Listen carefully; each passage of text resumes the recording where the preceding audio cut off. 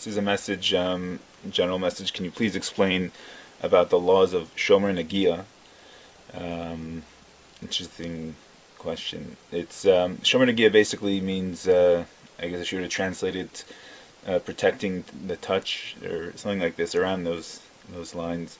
It's laws relating to men not inciting within themselves an erection, generally speaking. So it even affects laws in the bathroom, that you're not allowed. It's preferable not to touch your member. You can touch your testicles to, direct the penis to urinate in the proper place, but generally it's advised not to touch the actual member itself, because you don't want to. One thing leads to another, and you don't want to incite an erection, which will lead eventually, it's thought or feared, to a wasteful emission of semen. But the laws are really more primarily, when people talk about this, I think what the question is geared towards is things like handshaking between men and women and touching between men and women who aren't married. And the laws, depending on how you choose to live, are very strict, and that some Orthodox men will not shake the hand of a woman, because again, one thing will lead to another, so they don't want to even have the possibility of having any kind of sexual contact, even though there's nothing really sexual about a handshake. But it's thought that once you break that barrier, then you could come to break other barriers, maybe a hug, maybe then a small kiss, maybe then a greater kiss, until eventually there's illicit relations. It's one of those things in the Torah that there's a mission in Pirkei Avos, make a fence around the Torah. So even though that you might not think that maybe shaking your hand is anything unjust about this, or incorrect, let's say, it could lead to things that are much greater, much more severe.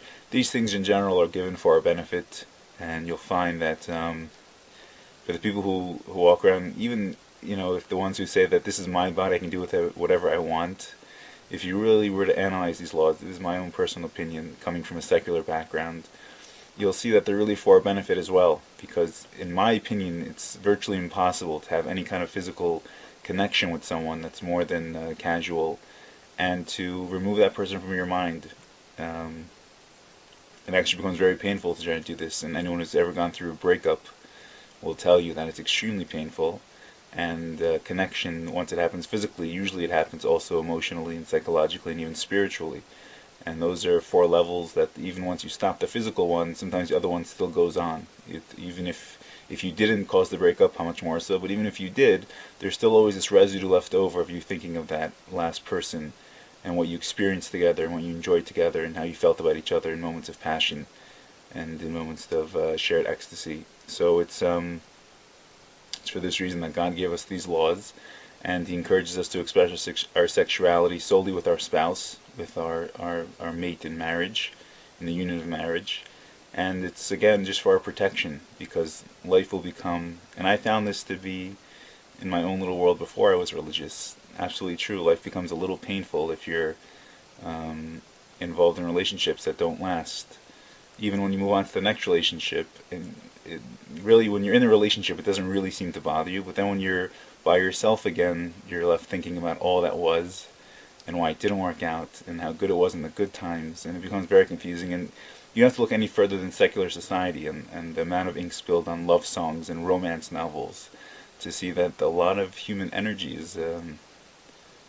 is delegated to this one part of life. And a lot of it is on the negative side of pain and feeling of loss and feeling of remorse and feeling of confusion and sadness and despondence and general loneliness. And these things only happen when there was something there. Like you don't feel anything if you were never in love, if you never had this kind of feeling before. So it's just one of those things that the rabbis put in place to kind of protect our delicate hearts, our sensitive psyches, and our powerful souls. So that's what it is. Thank you so much. And everyone has really different levels of observance, and it's part of the things that define your own little 1 out of 6.3 versions of a billion versions of religion. Thank you so much, and God bless.